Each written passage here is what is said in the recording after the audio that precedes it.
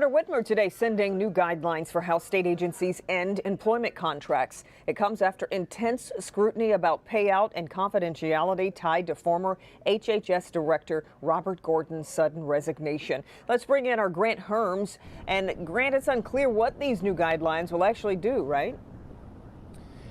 That's right. It doesn't really look like anything is going to change all that much about how the state operates, but the governor is nonetheless calling this a step towards transparency.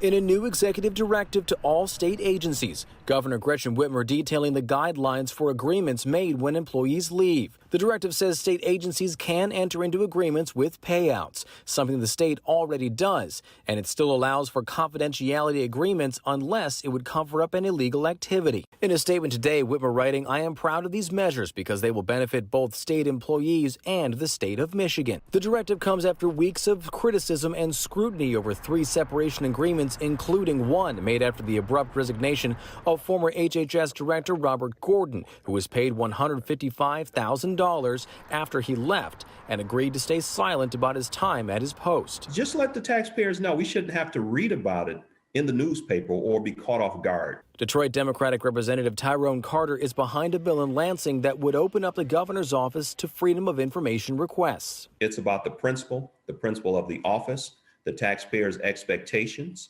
And, it doesn't change from, Republican or Democrat. It's that we should be consistent with many other states across the country as well. A call for transparency amid increasing scrutiny.